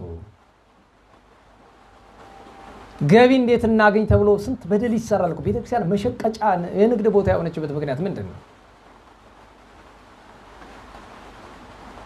እና በእውነቱ ለዛ ነው ተበሳጨ ይላል ቅዱስ ጳውሎስን። አስቡት እንጂ ትንሽ እናስብ እንጂ በቤተ ክርስቲያን በዚህ ዘመን ያለው ነገር አያበሳጭም? ሰዎች በቤተ ክርስቲያን ላይ ተሾመው ራሳቸውን ጣዖት አድርገው ዘሩን ጣዖት ያደረገ ሰው አሁን እንደዚህ ሆነ እንደዛ ሆነ። አንተ እኔ በፖለቲከኞች ላይ ሰዎች ሲፈርዱ እኮ በጣም ነው ያስገርመኝ። የዘረኝነት ስሜት የሌለው ቤተ ክርስቲያናችን ስንት መሪ አለን? እኔ አማራ ነኝ እኔ ኦሮሞ ትግሬ ነኝ ብሎ የማያስብ ስንት ጳጳስ አለን? ኧረ በሞቴ ስንት ካህን አለን? ስንት የተማረ ሰው አለን? ነግሬያቸው የዋልድባ መነኩሴ እኔ ካላገኘው ለተሽቃጭቆ ሲመጡ ምንድን ያሉት ታውቃላችሁ? በብሔሬ ምክንያት ተገፍቻለሁና ልትከላከልልኝ ይገባል አንተ ጋዜጠኛ ስለሆንክ አይሉኝ? በሕግ አምላክ ይውጡልኝ። የእውነቴን ነው። ከዘራ ቢኖረኝ እዚያው ላይ ነበረ ያለው። ምናቸው ነው መነኩሴ? አሁን እንዴ ሰው እንግዲህ አስቡት። አሁን እዚህ አሁን ያለንበት ይሄ ቤተክርስቲያን ውስጥ ነው አይደል? ቅጥር ግቢ ውስጥ ነው አይደል? የጉባኤ አዳራሽ ነው አይደል? መቃብር ቤት አይመስላችሁም አይደል? ታችሁ ግን መቃብር ነው ታውቃላችሁ። መቃብር አለ። ይሄ ብቻ አይደለም፣ መቃብር የሌለው ቦታ አታገኙም። ጎንደር ከተማ በሙሉ መቃብር ናት። ግን የቅዱሳን መቃብር ነው። አይዟችሁ፣ በደስታ ነው። ቢቻለን በባዶ እግራችን ነበረ ከተማዋን የምንረግጣት። በነገራችሁ ላይ የፋሲል ግንብ ውስጥ የምትሰሩ ሰዎች አላችሁ። እዚህ ስልችት ስላለኝ ቋቅ ስላለኝ ነው እንጂ በጣም ያው ያለውን ችግር ታውቃላችሁ። ፋሲል ግንብ ላይ እስኪ አይምሮ ያላችሁ ካላችሁ እንዲያው ተከራከሩ። አላ ነገ ከነገ ወዲያ ያው ካለፈ በኋላ ይቆጫል። ግን ይሰለቻል። አንዳንዴ ብቻችሁን ለአንድ ነገር መጮህ በጣም ያስጠላል። በጣም ማልነግራችሁ ልክ የተለየ እዛ ቦታ ጥቅም እንዲህ አንድ ቀን በጣም ተሳይቼ እኔ ምን አገባኝ ብታፈርሱትስ ምን አገባኝ። ግን በዛ ምክንያት ምን እንዳለን እንኳን አታውቁም። በነገራችሁ ላይ ሰው ቅርሱ የሚያስገኘው ገቢ ምናምን አይደለም። እሱ በጣም ተራ ነገር ነው። የማታውቁት ሀብት አለ። እዚያች አንዲት ድንጋይ ማጣት ምን እንደሚያሳጣን ጠላት ያውቃል። እኛ ግን አናውቅም። በነገራችሁ ላይ የድንቁርናችን ጫፍ ጠላት ያለንን ያውቃል፣ እኛ አልናውቅም። እና እንደው ባካችሁ በማስተዋል እንራመድ፣ ጣዖቶቻችን እንቀንስ። ዘረኛ ብለን ፖለቲከኞችን የምንናገርበት ምንም አቅም የለንም። ለምን ቢባል ከኛ በላይ ማን ዘረኛ ነው? ቤተ እግዚአብሔር ላይ ተቀምጦ ቁጭ ብላችሁ ስታው ሌላ ቢቀር እንኳን ከጎንደር ብሶ ሰሜንና ደቡብ እየተባለ እርስ በርሱ ሲፋሳፈስ የሚሆን ትናንት አንድ በጣም አልገመታችሁ ትልቅ ሰው ምን አሉኝ? የሆኑ ሊቅ አሉና ስልጣን አጥተው ይኖራሉ ሳይሾሙ። ይሄኔ እኮ የደቡብ ጎንደር ሰው በሆኑ ኖሮ በተሾሙ ነበረ ብሎ ሲደነገጥኩ እዚህም ደረጃ ደርሰናል። ሰሜኑ ደቡብ ጎንደር ያማል፣ ደቡብ ጎንደር ሰሜኑን ያማል። ሰሜን ማለት እንግዲህ ያለንበት ነው። ደቡብ ማለት ደብረ ታቦር ነው አይደል? ሰው እኮ በለሴ ወገሬ ደንቤ እየተባለ እኮ ስንት ነገር አለ እኮ አይደል? ላይ እናታች አርማጮ እየተባለ ቅማንት አማራ እየተባለ አገው ምናምን የዛ ጉራጌ ትግሬ አማራ ኦሮሞ አስቡት። ሀገር የቆሸሸችው በፖለቲከኞች ሳይሆን በሃይማኖተኞች ነው፣ ወይም የሃይማኖት ካባ በለበሱ ቆሻሻ አመለካከት ባላቸው ሰዎች ነው ሀገር የቆሸሸችው። ለምን ቢባል ይህንን የቆሸሸ አመለካከት ያለው ዘረኛ ትውልድ የፈጠር ነው እኛ ነን። ለምን እውነቱን እንኳን ልናስተምር እኛ ከዛ የዘረኝነት በሽታ መላቀቅ አልቻለም። ምክንያቱም ቤተ ክህነቱ በዘርኮት አይደል የተሞላ? በዘርኮት እኮ ነው። ታውቀዋለህ። ለ27 ዓመታት ትግሬ መሆን በቤተ ክህነት ውስጥ እንዴት ያለ ቦታ እንደሚያሰጥ ታውቀዋለህ። ይሄ እኮ በግልጽ ነው የምናገረው። ጉባኤ ቤት እኮ ደቡብ ጎንደር ያልኳችሁ እኮ ስለማይደረግ አይደለም፣ ዝም ቢሉ በተሻለ ብዬ ነው። ምክንያቱም የእሳቸው ቅሬታ ስለገባኝ ነው ያነሳሁት እንጂ በግልጽ ማንነጋገር። ከደቡብ ጎንደር የመጣ አንዳንድ መምህር ደቡብ ጎንደር ካልሆንክ አያስገባህም እናውቀው የለ። ጉባኤ ቤት እኮ የማያስገቡ ሰዎች አሉ፣ የራሳቸውን ሰው የሚሰበስቡ እኮ አሉ። በግልጽ ማንነጋገር። ለምን እንደዛ ይሆናል? እዚህ በአገልግሎት እንኳን ወገራ ከወገራ ከመጣው ጋር ነው የሚገጥም፣ ደንቢያ ከደንቢያ ጋር፣ ካህንና ዲያቆን እንደዚህ ሆኖ፣ ሰባኪው መምህሩ እንደዚህ ሆኖ፣ እንዴት ብለህ ነው በፖለቲከኛው የምትፈርድ አንተ? አሁን በለሳ የሚባል ዘር አለ። እንዴት ዋላችሁ? እንዲያው ሰው አማራ ኦሮሞ ነኝ ብሎ ይበልሽ፣ እንዲያው ስም የተሰጠው ጎሳ ነው። አሁን ሰሜን ጎንደር የሚባል ዘር አለ፣ ደቡብ ጎንደር የሚባል ፋርጣ የሚባል አለ። የቦታ ስም እኮ ነው። እንዲህ ሆነን በቁማችን ተዋርደናል። አውቃለሁ የምናገረው ብዙ ሰው ያስደስትም፣ ግን የምናገረው ደስ እንድለን አይደለም። ጣዖታችን እናጥፋ ነው። ዘረኝነት ትልቅ ጣዖት ሆኖብናል። ብሩታዎስ ግን መጨረሻው ባጭር ቅዱስ ጳውሎስ አሳመነው፣ ሾመው፣ ቅስና ሾመው ቅዱስ ጳውሎስ። ከዛ በኋላ ማታ ማታ ከቅዱስ ጳውሎስ እግር ይማራል እና ሲማር ሁል ጊዜ ቅዱስ ጳውሎስ አንድ ነገር ካፉ አይለይም፣ የአምላክ እናት ያኔ በሕይወተ ሥጋ አለች። በ48 ዓመተ ምህረት ብለን የለ እመቤታችን የምታርፍ መቼ ነው? በ49 አይደል? አንድ ዓመት ነበረ። ማታ ማታ ሁል ጊዜ እመቤታችንን ሲያወሳያል። ለምን አስቡት እስኪ። እኛው ለምሳሌ ትምህርት ስናስተምሩ ብዙ ጊዜ አይታችሁ ከሆነ የንታ ነው የምንል አይደለም? እንዴት ዋላችሁ? በዚህ ዘመን አብነት የምናደርገው ከተማ ላይ ከሳቸው የተሻለ ሰው የለንም እኛ። አሁን ግን እግዚአብሔር ይመስገን ደግሞ መምህሮችን እነኝታ ፍሬዎትን አግኝተናል። አሁን ደግሞ በጣም ነው እያስገርሙኛል። እግዚአብሔር ያስፈጽማቸው በእውነቱ በጣም በዓላማ እነኝታ ገብረመድ እነኝታ ፍሬዎት በጣም እግዚአብሔር ፍጻሜያቸውን ያሳምር ነው። ሌላ ምንም አንልም እና አሉን እግዚአብሔር አሁን ይመስገን። ማታ ማታ ሁልጊዜ በቃ አስቡት። እኛ ብንሆን አሁን በቅዱስ ብሩታዎስ ቦታ የአምላክ እናት እዚህ ቦታ አለች ተብሎ ኦሮ በስመ አብ እንጃ ምን እንደሚሰማቸው አላውቅም። ከሰማይ ደርሰው መጡ ተብሎ 3 ህፃናት እንኳን አዲስ ዘመን ይፋቅ አቤት አቤት እንሄዳለን። አይ ተው ያለ ጨዋታ አልወድም እኔ። ሰማይ ምናምን የሚባል ነገር የለም። ሁላችን የምንኖረው በሰማይ ነው እንድታውቁት። በሰማይ ነው የምንኖረው። ሰማያችን ምንድን ነው ንገሩኝ? ቅዱስ መጽሐፍ ነው ሰማያችን። ቤተ ክርስቲያን አለችን፣ ሰማይ ናት። እዚሁ ነው እኮ ሰማይን ማየት ትችላለህ። ቀና ስትል እኮ አንዳንዴ ተከፍቶ ሊታይ ይችላል። ከዛ መድረስ ግን የምትችለው በዚህ መጽሐፍ ስታልፍ ብቻ ነው። በቅዱሳት መጻሕፍት ህይወትን ካሳለፍከው ሰማይ የመጣ ምናምን የሚባል ነገር የለም። ምንም አያስፈልግም። የበቃ አባት ፍለጋ ምናምን የሚባል ነገር የለም። እዚሁ ነው ሰማይ ይከፈትልሃል። እንደ ቅዱስ እስጢፋኖስ ወናወሬ ሰማይ ተረወ እንዳለው ሰማይ ሲከፈት ነው አየው። ችለዋል አባቶቻችን በእውነቱ ችለዋል። እና እመቤታችንን ለማየት ካለው ጉጉት የተነሳ ተሰናብቶ እየሰበከ ከአቴንስ ተነስቶ ካርታን መልከት ትችላላችሁ። ከግሪክ አቴንስ ተነስቶ ኢየሩሳሌም ለመድረስ እስራኤል ለመድረስ ያለውን መንገድ እያስተማረ መቼ ቢደርስ ጥሩ ነው? ጥር 20 በ49 ዓመተ ምህረት ያ ማለት በሚቀጥለው ቀን እመቤታችን ታርፋለች። ግን ያንኑ ሌሊት የግድ እና አበው ምን ይላሉ? ይሄ ቅዱስ ሰው በጣም እድለኛ ነበረ። እውነት በዝና ሰምቶ እመቤታችን በመውደዱ እሷን ሳያገኛት እንዳታርፍ እግዚአብሔር እንደዚህ ያደረገለት። ሁሉ ሲባረኩ ብሩታዎስ መጨረሻ ነበር ይባላል። ለምን ቢባል ሐዋርያት አሉ፣ አርድእት አሉ፣ ቅዱሳት አንስት አሉ። ሁሉ ሲባረኩ ቀረብ እያሉ እንግዲህ ምዕመናን በጣም ብዙ ናቸው፣ ለቡራክ የሚበቁ ጥቂቶች ናቸው።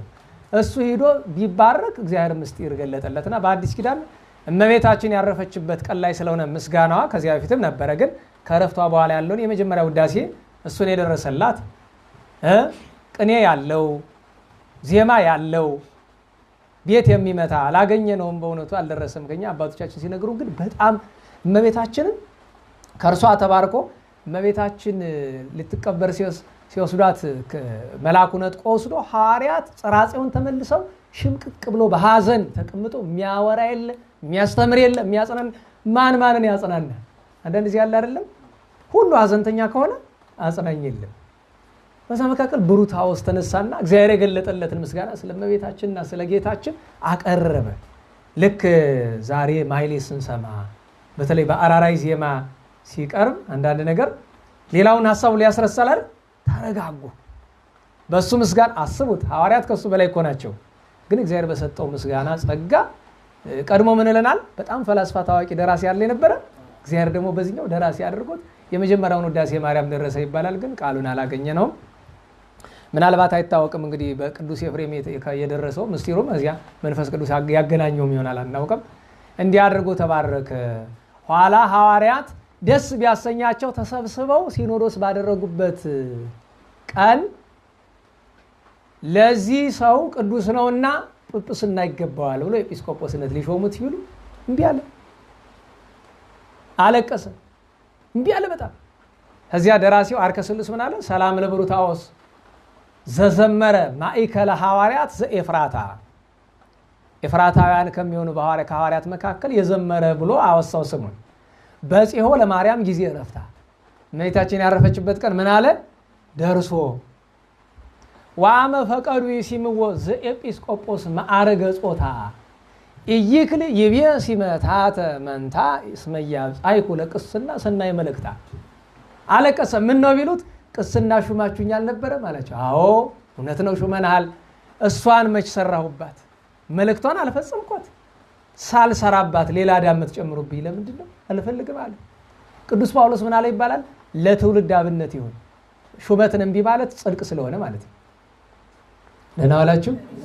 ሹመትን፣ ክብርን፣ ሀብትን እምቢ ማለት ጽድቅ ስለሆነ ለትውልድ አብነት ይሁን እንተወው ብሏቸው ትተውታል። ቄስ እንደሆነ አርፏል። በዚህ ሲመሰገን ይኖራል። ብሩታዎስ ዘአቴና እግዚአብሔር በረከቱን ያሳደረብን። ቅዱስ ጳውሎስ ተበሳጨ እንዳለ ዛሬ ቅዱሳን ልቡናም እያዘነብን እየተቆጣብን ነውና እግዚአብሔር ይልቁን እያዘነብን ነውና እግዚአብሔር ከጣዖታችን በሙሉ ይለየን። በፍጹም ልባችን እሱ እንድናመልከው ይርዳን። ዛሬ ሰማዕቱ ቅዱስ በብኑዳ ቅዱስ ቄርሎስና ከ13 ልጆቹና ከሚስቱ ጋር ሰማዕትነት የተቀበለበት ቀን ነው። የሁሉም በረከታቸው ይደርብን። ነገ አቡነ ዕንባቆም ስንክሳር ላይ ተጠቅሷል። ጻድቁ የደብረ ሊባኖስ ዕንባቆምን ገድል አላቸው። ገበያ ላይ ካገኛችሁት በጣም እንድናከብር አደራ። ልጁን ዕንባቆም ብሎ የሰየመ ያን ጎረምሳ ደግሞ አክብር በሉት እንዳይረሳ። ያንን ስም ያወጣንለት አስታውሳችሁታል። ሚያዝያ 1 ቀን የዛሬ 3 ዓመት እንደዚህ የወለደው ጓደኛችሁ መላጣው አስታውሳል። ለሚስቱ ወይ ለሱ ነገሩ አክብሩ በሏቸው አቡነ ዕንባቆምን። እግዚአብሔር ቸርነቱን እመቤታችን ጣዕሟ ፍቅሯን ቅዱሳን በረከታቸውን ያሳድሩብን። ስብሐት ለእግዚአብሔር ልዑል ወለወላዲቱ ድንግል ወለመስቀሉ ክቡር ዘሳይል አሜን።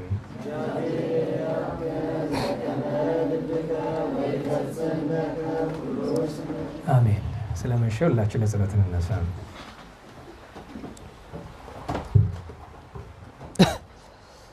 በስመ አብ ወወልድ ወመንፈስ ቅዱስ አሐዱ አምላክ አሜን። በሰላም ያስጀመረ በሰላም ያስፈጽመን ቸሩ አምላካችን እግዚአብሔር ቅዱስ ስሙ የተመሰገነ ይሁን። ሀገራችን ቤተክርስቲያንን ከመከራ ሁሉ ይጠብቅልን። የእመቤታችን ጣዕሟን ፍቅሯን ያሳደረብን። በመከራ ያሉ ወገኖቻችን ከመከራው ይሰውርልን። ብርሃነ ትንሣኤውን ይግለጽልን። ዘመኑን የሰላም ምሕረት ያደርግልን። የሞቱ ወገኖቻችን ነፍሳቸውን ይማርልን። አስቦን አትርሱን ያሉንን ሁሉ መድኃኔዓለም ቸሩ በቸርነቱ ያስብልን። ሰላም በዋለን ይቅርታው ሰላም እንዲያሳድረን ቅዱስ ስሙን አቡነ ዘበሰማያት ብለን እንጥራ። ይትቀደስ ስምከ ትምጻእ መንግሥትከ ወይኩን በከመ በሰማይ ከማሁ በምድር ሲሳየነ ዘለለ ዕለትነ ሀበነ ዮም ኅድግ ለነ አበሳነ ወጌጋይ ከመ ንሕነኒ ንኅድግ ለዘአበሰ ለነ ኢታብአነ እግዚኦ ውስተ መንሱት አላ አድኅነነ ወባልሐ እምኩሉ እኩይ እስመ ዚአከ ይእቲ መንግሥት ኃይለ ወስብሐት ለዓለመ በሰላመ ቅዱስ ገብርኤል መልአከ ወእግዝእቴ ማርያም ሰላም ለኪ ድንግል በሕሊናኪ ወድንግል በሥጋኪ እምእግዚአብሔር ጸባኦት ሰላም ለኪ ቡርክት አንቲ እምአንስት ወቡሩክ ፍሬ ከርሥኪ ተፈሥሒ ፍሥሕት ኦ ምልዕተ ጸጋ እግዚአብሔር ምስሌኪ ሳሊ ወጸልዪ ለነ ምሕረተ ወኩሎኪ ኢየሱስ ክርስቶስ ከመ ይስረይ ለነ ኃጣውኢነ ተማኅፀነ በኪ ስብሐት ለአብ ስብሐት ለወልድ ስብሐት ለመንፈስ ቅዱስ ይእዜኒ ወዘልፈኒ ወለዓለመ ዓለም አሜን።